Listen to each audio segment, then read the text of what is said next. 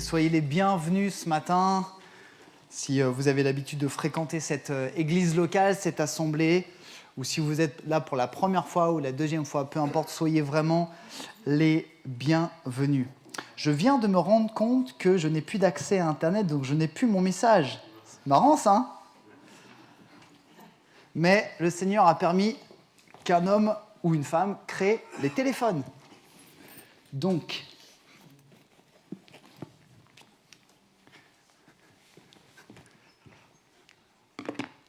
je ne suis pas encore assez inspiré pour prêcher par cœur. Peut-être un jour ? Vous savez que les apôtres de Jésus n'avaient pas de notes, hein ? Ils n'avaient pas d'iPad, ils n'avaient pas Internet, ils n'avaient pas les Bibles qu'on a. Vous savez, quand vous tapez, ils montaient, ils prêchaient, et les gens se convertissaient. Amen ? Bon, j'ai plus besoin de ça, je vais le jeter. Donc, que le nom du Seigneur soit béni. Et on veut vraiment être à l'écoute de ce que Dieu veut nous dire. Et ce matin, je voudrais partager avec vous la deuxième partie du message que j'ai reçu à cœur, que j'ai apporté dimanche il y a 15 jours. Pour ceux qui n'étaient pas là, vous pourrez l'écouter sur la chaîne YouTube. Et le Seigneur a vraiment travaillé mon cœur dernièrement sur l'importance, la nécessité de la multiplication. Et aujourd'hui, on va parler du deuxième volet. Est-ce qu'il y a des gens qui étaient là il y a 15 jours quand on a passé la première partie ? Ok, super. Donc, on va parler de la multiplication ce matin, le deuxième volet. Et la première chose, c'est que comprendre et vivre la multiplication que Dieu nous demande, que Jésus nous demande, c'est une des clés de la réussite de l'Église de Jésus. La multiplication, c'est comprendre la multiplication et agir dans la multiplication, c'est une des clés de la réussite de l'Église de Jésus. La question que je nous pose à nous ce matin, c'est est-ce qu'on est autant intéressé par la réussite de l'Église que nous sommes intéressés par la réussite de notre vie spirituelle personnelle ? Vous me suivez ? C'est peut-être une phrase un peu longue. Est-ce que je suis autant intéressé par la réussite de l'Église que pour mon bien-être spirituel ? Souvent, on parle de mon salut, de ma guérison, de mes difficultés, de ma victoire, mais on ne parle pas de l'avancée, de l'agrandissement de l'Église de Jésus. Vous me suivez ? Et la question que je nous pose pour commencer ce matin, c'est est-ce qu'on a conscience que nous faisons partie d'un corps, le corps de Christ, et que ce corps a une importance ? Je voudrais juste faire quelques rappels ce matin pour ceux qui n'étaient pas là, rapidement, les rappels sur ce qu'on a vu il y a 15 jours. La multiplication, c'est quoi ? On parle de multiplication. C'est la mission que Jésus-Christ a donnée à ses disciples avant de monter au ciel près de son Père. C'est une des dernières choses qu'il a dit à ses disciples avant de monter. Et on se base sur la parole de Dieu parce qu'à l'Église Vie et Foi, nous croyons et nous essayons de tout notre cœur d'appliquer la Bible. Yes, vous me suivez, c'est cool. Matthieu 28, 19, on lit ensemble, c'est les paroles de Jésus. Il parle à ses 11 et pas à ses 12. Allez donc dans le monde entier, faites des disciples parmi tous les peuples. Baptisez-les au nom du Père, du Fils et du Saint-Esprit et apprenez-leur à obéir à tout ce que je vous ai prescrit. Et voici, Jésus leur dit, voici, je suis moi-même avec vous chaque jour jusqu'à la fin du monde. Donc on a vu ce texte qui donne la grande mission de l'Église. Ça veut dire que Jésus a demandé à ses disciples de faire des disciples, de leur apprendre à obéir au Seigneur Jésus, et non seulement de leur apprendre à obéir au Seigneur Jésus, mais de leur apprendre à apprendre à d'autres personnes.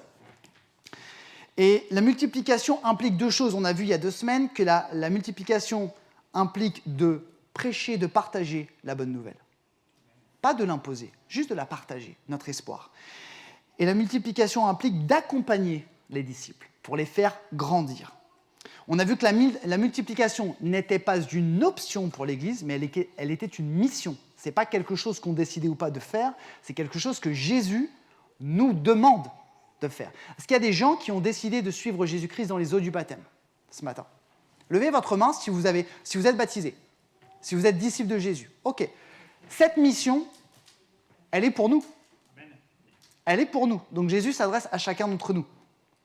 On a vu enfin que la multiplication, elle coûtait, c'était difficile, parce que s'engager dans la multiplication de l'Église, ça engendre de l'opposition, puisque quand on prêche l'Évangile dans le monde étant dirigé par Satan, il n'est pas d'accord pour qu'on prêche. Donc il y a de l'opposition. Et elle coûte également parce que la multiplication nécessite qu'on prenne du temps pour accompagner les jeunes disciples. Jésus a passé 3 ans avec ses disciples. Si lui a passé 3 ans avec ses disciples, à combien plus forte raison devrions-nous passer du temps avec nos frères et sœurs? Et aujourd'hui, je voudrais rentrer dans 2 points. Et je voudrais vraiment qu'on prenne un temps à la fin de ce message. Donc, je vais faire tout mon possible pour ne pas être trop long. Premier point ce matin, ma part dans la multiplication, c'est-à-dire ma part dans le développement de l'Église. Nous avons tous une part.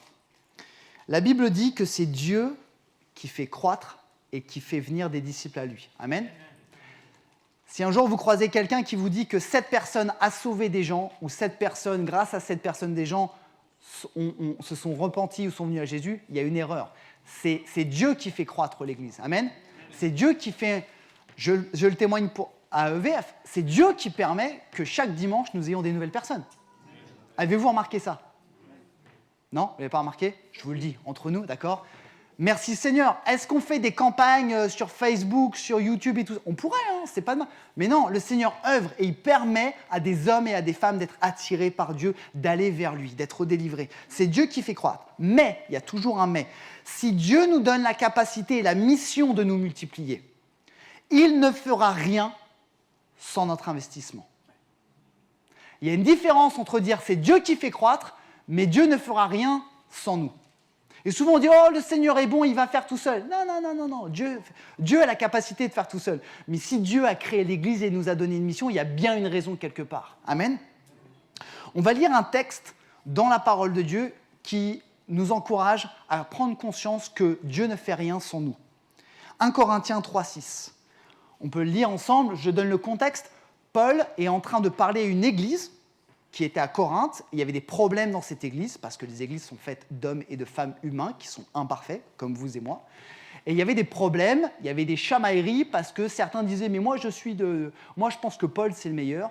D'autres disaient « moi je pense que Apollos c'est le meilleur ». Donc en fait, ils se crêpaient le chignon, si je peux me permettre l'expression. Voilà ce que dit Paul dans 1 Corinthiens 3,6. « Moi j'ai planté, Apollos a arrosé, mais c'est Dieu qui fait croître. » Donc il est en train de leur dire, arrêtez vos enfantillages. Peu importe en fait qui plante et qui arrose, ce qui compte, c'est Dieu qui fait croître. Écoutez, lisons bien le verset 8. Celui qui plante et celui qui arrose sont égaux, et chacun recevra son propre salaire en fonction du travail accompli. Le verset le plus important est le dernier, car nous travaillons ensemble au service de Dieu. Est-ce qu'on peut le dire ensemble? Nous travaillons ensemble au service de Dieu. Il y en a qui ne l'ont pas dit, on refait encore. 1, 2, 3. Nous travaillons ensemble au service de Dieu. Il y en a, ils font... Pas de souci, je comprends, je lis sur les lèvres. Et vous, il parle de l'Église, vous êtes le champ qu'il cultive. Ce texte nous montre que Dieu œuvre à travers ses disciples pour créer l'Église, pour développer l'Église. Nous travaillons ensemble. Paul est en train de leur dire, mais arrêtez, vous vous trompez de débat là. Vous prenez la tête pour rien. Il dit, moi j'ai fait ça, Apollos a fait ça, mais c'est Dieu qui fait croître et nous le faisons ensemble. Prenons l'image de l'agriculture. Jésus prenait souvent une image de l'agriculture qui est très forte, de la nature. Dieu fait croître, ok ? Notre Dieu, c'est comme si c'était le soleil. Il y en a qui ont un petit potager là qui... Non, personne ? Ok. Une personne. Dieu, c'est le soleil. Mais s'il n'y a personne pour semer, qu'est-ce qu'il va faire le soleil ? Bah rien. Il faut des hommes et des femmes pour semer, il faut des hommes et des femmes pour arroser, il faut des hommes et des femmes pour arracher la mauvaise herbe. Il y en a qui ont des jardins ici qui savent que la mauvaise herbe, il n'y a rien à faire pour que ça pousse, ça ? D'accord ? Et nous, chrétiens, on dirait « Oh Seigneur Dieu, tu es notre soleil, fais pousser des tomates. » Et on ne sème rien du tout. « Oh, mais Dieu est tout puissant. » Non, je ne vais pas semer de tomates, ce n'est pas mon rôle, c'est le rôle d'un pasteur. Il a bac plus 15 en théologie, donc c'est son rôle à lui. Erreur. Erreur. Dieu te donne des graines de tomates pour que tu sèmes, pour que tu arroses, pour que tu arraches les mauvaises herbes, et lui fait croître. Amen. C'est ça la différence. C'est vraiment ça la différence. Nous travaillons ensemble. Frères et sœurs, membres de l'Église Vie et Foi, ou peut-être vous qui nous suivez, arrêtons de vivre l'Église de manière individualiste. Arrêtons de vivre l'Église. Il n'est pas que question de ton salut ou de mon salut, de ta guérison ou de ma guérison. Il est aussi et surtout question de l'Église de Jésus. Amen. Et aujourd'hui, on dit oui, la société de 2024, elle est individualiste, gna gna gna gna gna gna. Mais en fait, on est les premiers responsables. On vit notre foi, on va à l'église, on va à un rassemblement d'église de manière individualiste et on ne considère pas les gens autour de nous, sauf un bonjour. Tu vas bien, frère, sois béni par la grâce de Dieu, et on sort toute la liturgie. 2 pistes, 2 réflexions peut-être pour changer ce matin. Première chose, pour arrêter de vivre l'Église de manière individualiste. Numéro 1, demandons au Seigneur de nous donner son amour pour l'Église. Je ne sais pas, est-ce que tu as remarqué qu'il y avait une personne à côté de toi, ou devant ou derrière? Ok. Tu peux faire tous tes efforts pour l'aimer. Si lui ou elle sent bon, est sympa, tu peux faire tous tes efforts. Mais ce n'est pas ça que Dieu te demande. Ce que le Seigneur te demande, c'est d'aimer la personne qui est à côté de toi avec son amour à lui. Et ça, c'est pas humain. Ça, c'est pas humain. Un passage dans la Bible nous dit, c'est dans Jean 13, je crois que je l'ai affiché, merci Eden. Jésus parle à ses disciples, encore une fois, Jésus passait du temps pour accompagner des hommes et des femmes à grandir. Et on dit, Jésus est notre modèle. Jésus dit à ses disciples, je vous donne un commandement nouveau. Pourquoi nouveau? Parce que dans la loi mosaïque, la loi de Moïse, on disait, tu aimeras ton Dieu. Et quelque chose de nouveau. Je vous donne un commandement nouveau. Aimez-vous les uns les autres. Il parle à son équipe là. Aimez-vous les uns les autres. Aimez-vous, oui, comme je vous ai aimé. Aimez-vous les uns les autres. À ceux-ci, tous reconnaîtront que vous êtes mes disciples à l'amour que vous avez les uns pour les autres. Première chose, n'essayons pas d'aimer les autres chrétiens avec nos propres forces. Sinon, on va faire quoi? On va aimer ceux qui ont le même âge que nous, qui ont les mêmes affinités que nous, qui conduisent la même marque de voiture que nous, qui boivent le même apéro que nous, qui regardent les mêmes séries. On reste humain. Arrêtons de faire les traits saints et les traits religieux. Par contre, si nous commençons à aimer avec l'amour de Dieu, je vais peut-être commencer à aimer un frère ou une sœur qui a 20 ans, 30 ans ou 40 ans de plus que moi. Je vais peut-être commencer à m'agenouiller pour aimer un enfant qui a 12 ans. Et pas lui dire oh, « qu'est-ce qui me saoule à crier cet enfant ?» Je vais peut-être aimer un frère qui n'est pas de la même culture que moi. Peut-être quelqu'un qui vient pour la première fois. Mais il faut que l'amour de Dieu soit en nous. Deuxième piste pour arrêter de vivre l'Église de manière individualiste, décidons, frères et sœurs, décidons de vivre l'Église, pas de faire l'Église, de vivre l'Église pleinement pour entrer dans la multiplication. Vous savez, avant de parler de multiplication de l'Église et des disciples, je dois d'abord moi-même, Mathias, en tant que chrétien, multiplier ma façon de vivre l'Église. Je m'explique. Je vais prendre un exemple. Comme certains d'entre vous, vous le savez, moi je suis enseignant, je fais partie des 859 000 enseignants en France. Mais je fais aussi partie des 35 000 enseignants d'EPS en France.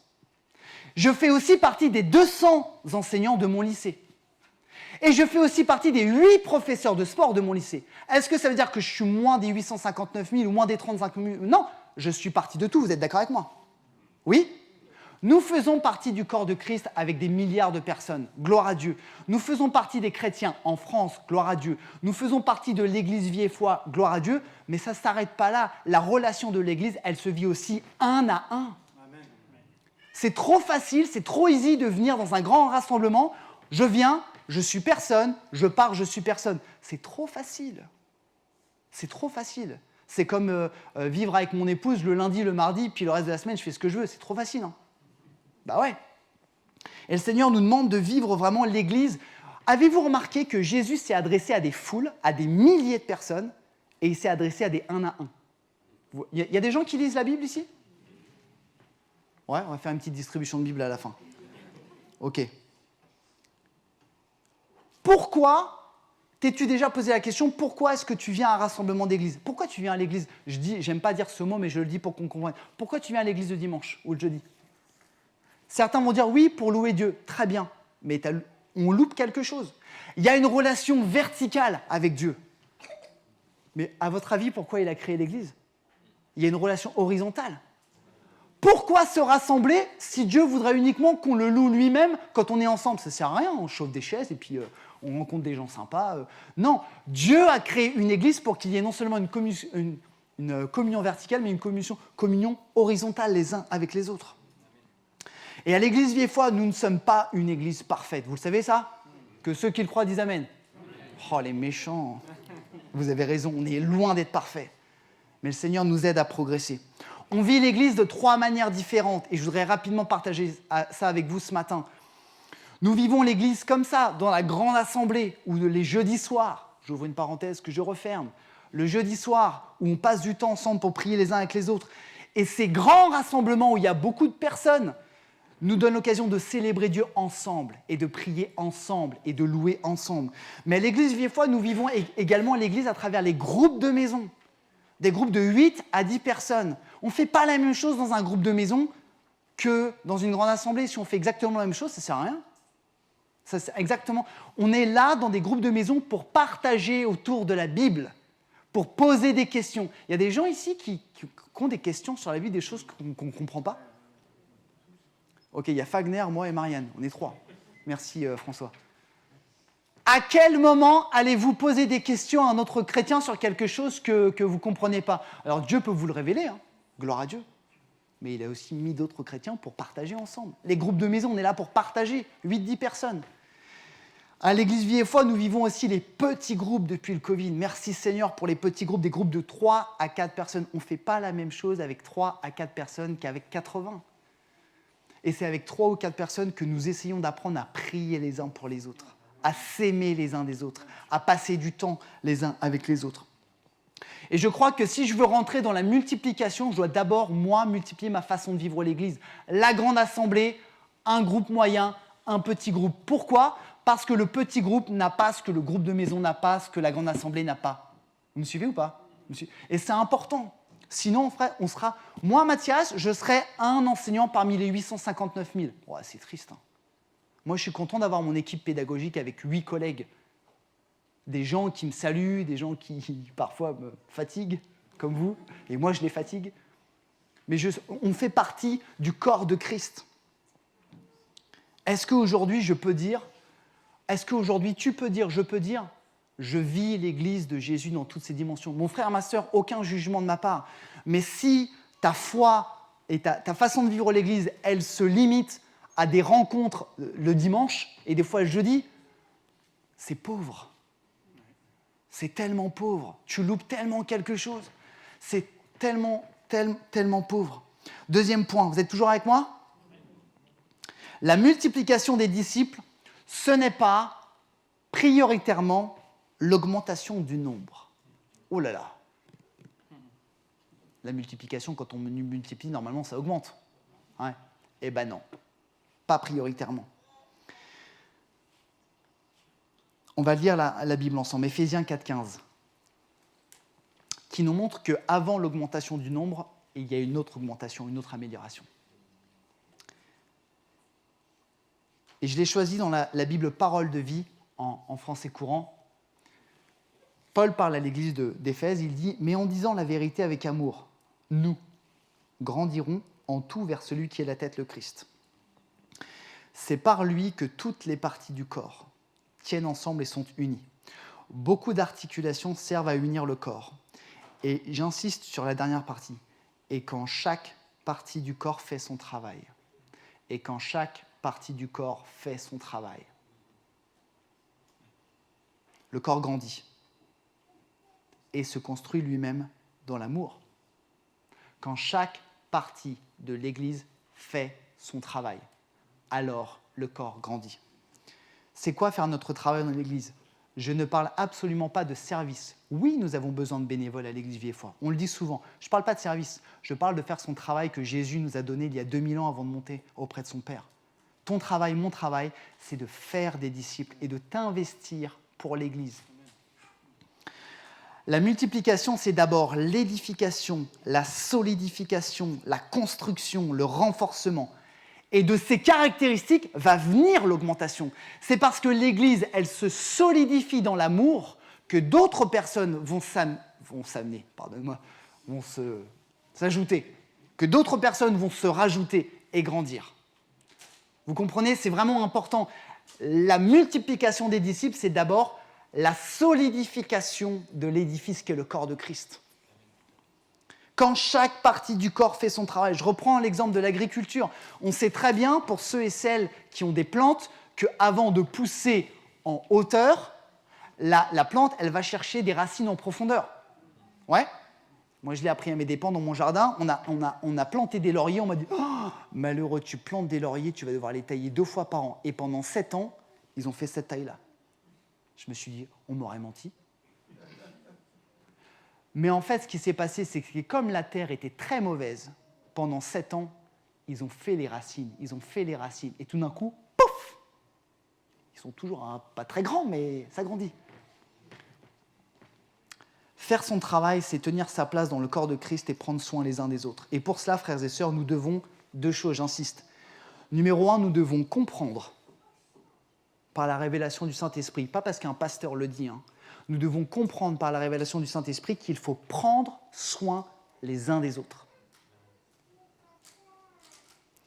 Et nous devons apprendre à prendre soin les uns des autres. On doit le comprendre et on doit l'apprendre, parce que ce n'est pas inné. Ça veut dire quoi, prendre soin les uns des autres? Être aux petits soins? Non. Dire des gentillesses? Non. Faire des sourires? Non. Ça veut dire quoi selon la Bible?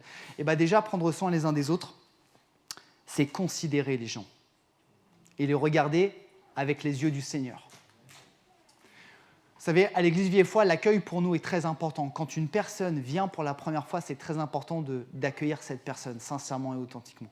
Aujourd'hui, on est 120 adultes à l'Église Vie et Foi. Gloire à Dieu, on grandit. Mon cœur, frères et sœurs, c'est que quand une nouvelle personne arrive, elle soit saluée et accueillie 120 fois. On est 10 dans l'équipe pastorale. On est 10 dans l'équipe pastorale, il y a 25 référents de petits groupes, gloire à Dieu.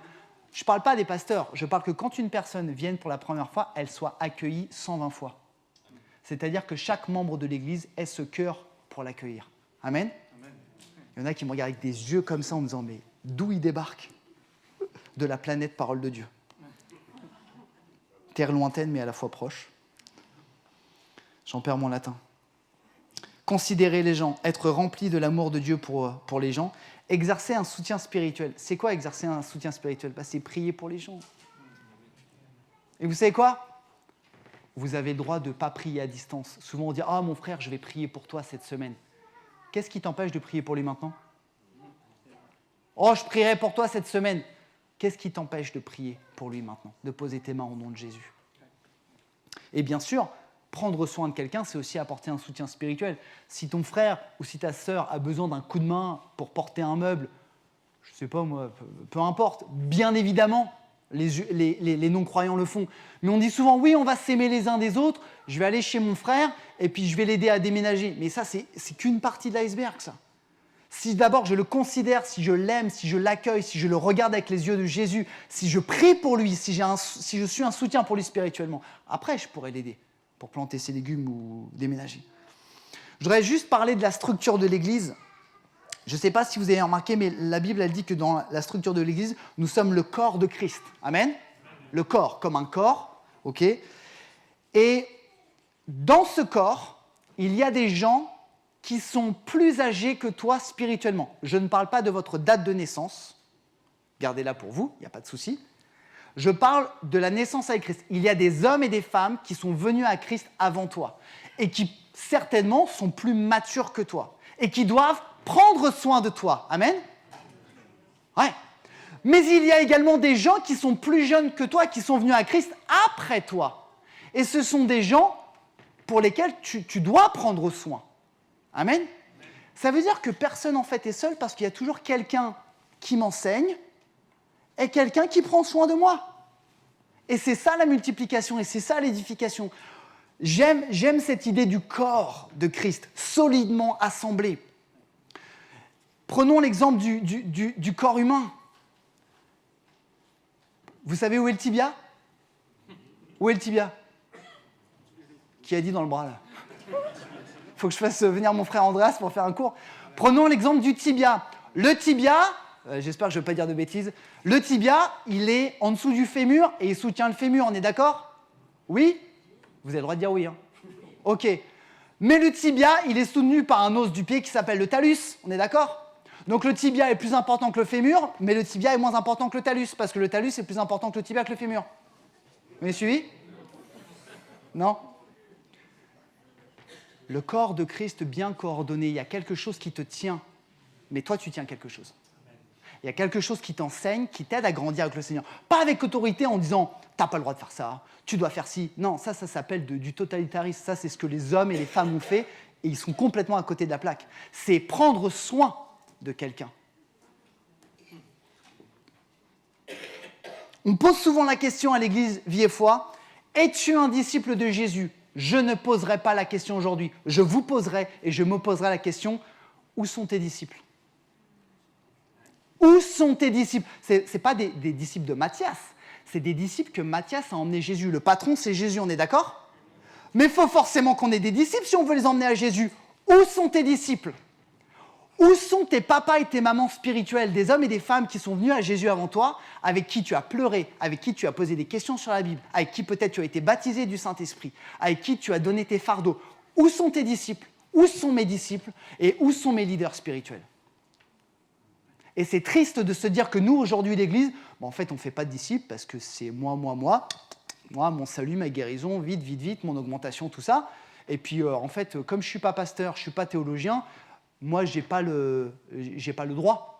Ok ? Et les leaders spirituels, ils sont où ? Mais en fait, chacun d'entre nous, ce matin, on est appelé à être ça. Avec qui parles-tu de la parole de Dieu ? Avec qui tu ris ? Avec qui tu pleures ? Avec qui tu sondes les Écritures ? Qui est-ce que tu vas voir quand tu as un problème sur la foi en disant « mais je ne comprends pas ça dans la Bible ». Tu vas voir que le pasteur. Va pas le voir. Enfin, si, tu peux aller le voir, mais...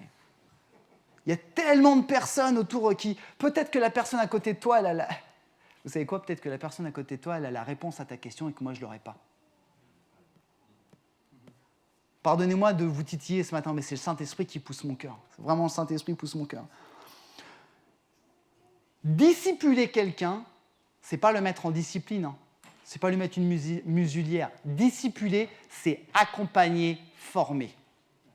On est capable dans notre travail de former des jeunes. Qui a déjà formé dans son travail ?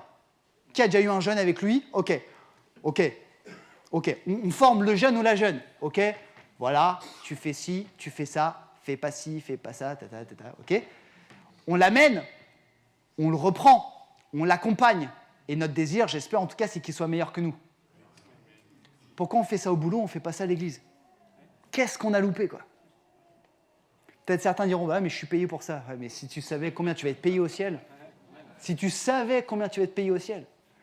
je t'enverrai des photos de ta maison que le Seigneur construit, tu verras. Paul parle à Timothée. Paul accompagne un disciple plus jeune que lui.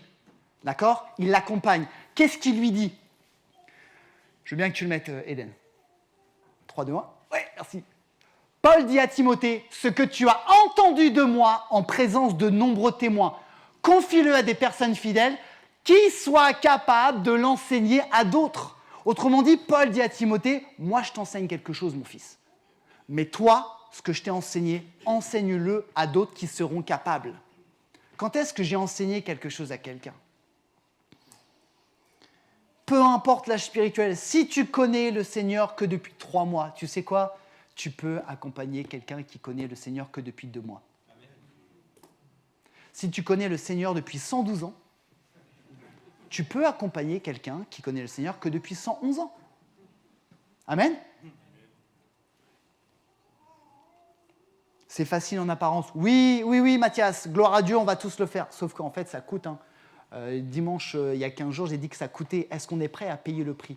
Je termine par un exemple dans la Bible qui montre que quand on veut commencer la multiplication, l'édification du corps de Christ et former des disciples, là, bizarrement, ça devient difficile.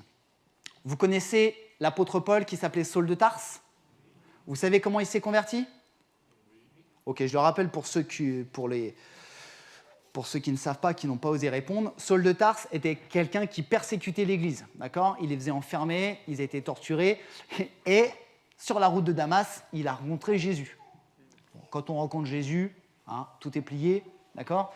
Il rencontre Jésus, il perd la vue, il est aveugle, et il est conduit à Damas, donc conversion tonitruante, rencontre avec Jésus-Christ ressuscité.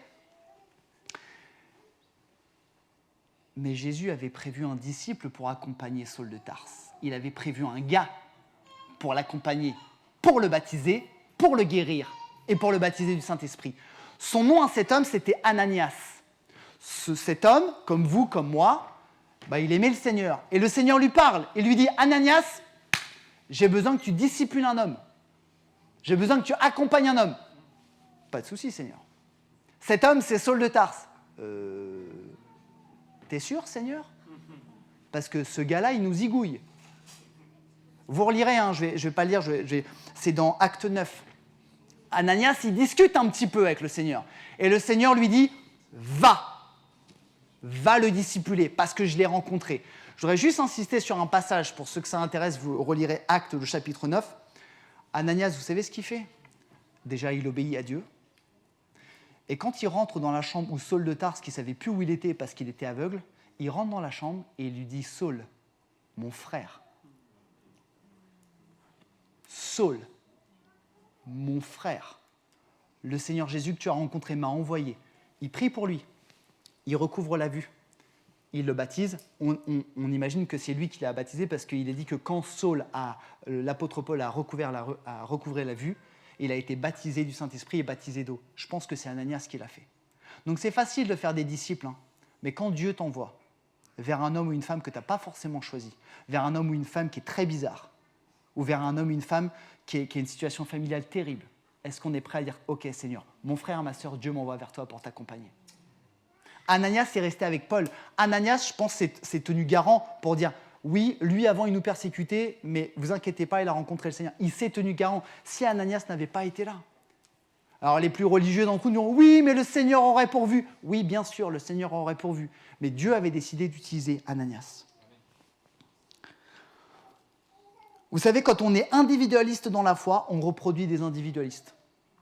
Voilà. Quand je vis ma foi que pour moi, ma relation d'église que pour moi, et en fait, je reproduis des gens qui sont individualistes. Par contre, quand je commence à investir chez les gens, ils auront envie d'investir chez les autres. Est-ce que nous faisons notre part? Ce qu'il y a de grandiose, c'est quand l'église, en tant que corps de Christ, grandit. Quand je m'investis pour l'église, le Seigneur me fait grandir. C'est le meilleur investissement. Et je voudrais conclure ce matin. Et je voudrais qu'on ait un temps, pardonnez-moi si j'étais un peu long, mais le Seigneur vraiment travaille mon cœur. Je crois qu'on manque, je ne sais pas si je suis le seul à avoir ce sentiment, mais je crois qu'aujourd'hui, dans notre vie d'église, on manque quelque chose. Merci Seigneur pour les conversions. Merci Seigneur pour les personnes qui viennent, pour les témoignages. Mais il y a beaucoup plus. Je ne sais pas combien on est ce matin, mais autant de toutes les personnes que nous sommes vraiment réunies, je crois que le Seigneur veut nous utiliser chacun d'entre nous pour être dans la multiplication. La question c'est, est-ce que tu veux obéir? Est-ce que je veux obéir? Ou le reste? Je parle pour moi. J'ai tellement besoin de demander pardon au Seigneur parce que je suis rebelle, parce que j'ai pas envie, parce que je suis plus intéressé par ma petite personne. Et dès qu'il faut prendre du temps pour un gars, pour une fille qui a besoin que je passe du temps, que je lui parle du Seigneur, que je prie pour lui, j'ai tout un tas de trucs à faire beaucoup plus intéressants. Ne croyez pas qu'on a besoin de demander pardon au Seigneur pour ça? Seigneur Jésus, il nous demande de faire des nations des disciples. À quel moment? Et je parle à l'église Vie et Foi parce que le Seigneur nous permet d'être pasteur de l'église Vie et Foi. À quel moment l'église Vie et Foi va enfin se mettre, nous tous, moi le premier, en marche pour la multiplication, pour prêcher la bonne nouvelle, pour accompagner des jeunes chrétiens, pour les aider à découvrir le Seigneur? À quel moment on va comprendre ça? Et je prie que le Seigneur nous impacte ce matin. Je voudrais qu'on puisse prendre un temps de prière ce matin, si vous le permettez.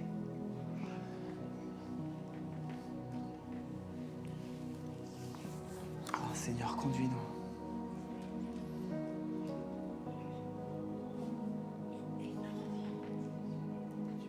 Frères et sœurs, on a vraiment besoin.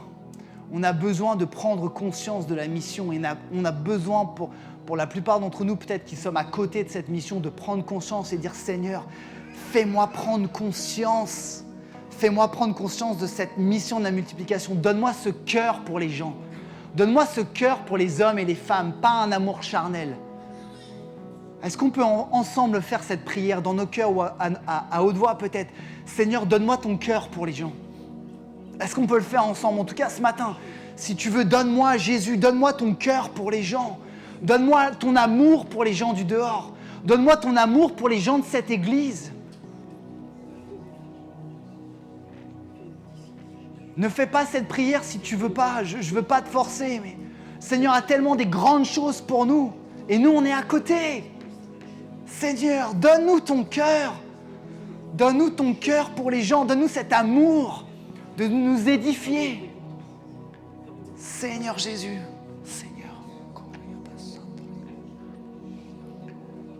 Seigneur Jésus, nous avons besoin de toi. Saint-Esprit, révèle-toi à nous.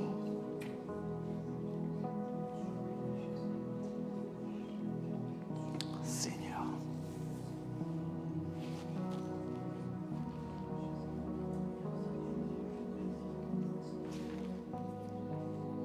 Alléluia, Seigneur Jésus. Conduis toutes choses, Seigneur.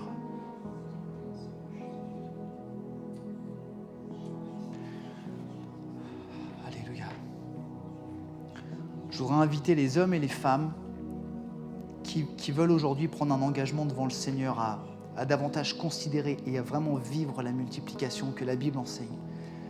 Je voudrais inviter tous ces hommes et toutes ces femmes à se lever à leur place, en signe d'engagement comme moi, je me lève. Ne nous levons pas pour faire plaisir à quelqu'un, mais levons-nous parce que Dieu nous appelle. Levons-nous parce que Dieu nous appelle, parce que le Saint-Esprit pousse notre cœur. Seigneur. Alléluia.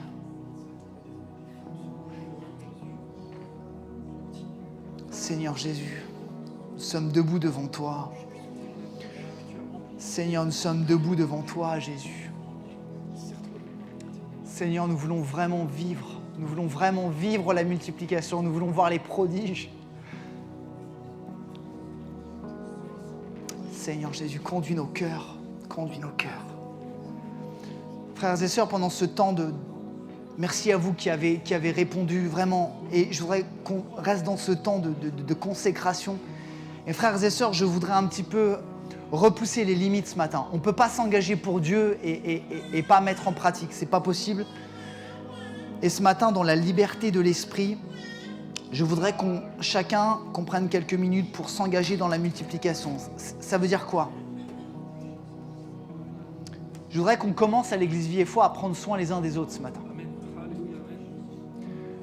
Ça veut dire deux choses. Prendre soin les uns des autres, ça veut dire peut-être aller voir quelqu'un que tu ne connais pas et juste te présenter à lui. Juste l'accueillir.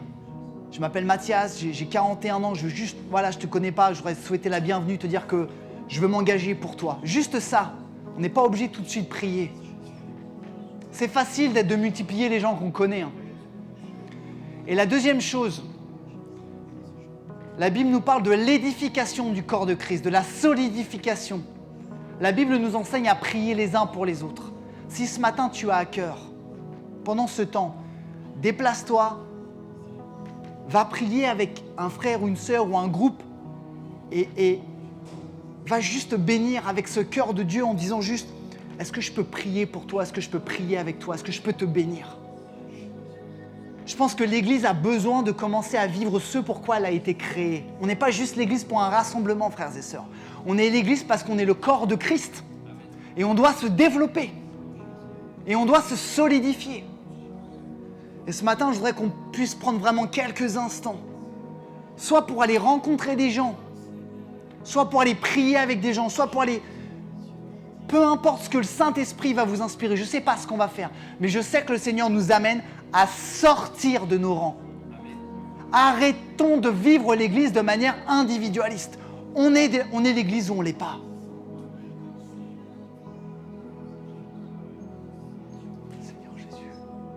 Vraiment que le Seigneur nous dirige ce matin. Sentez-vous libre.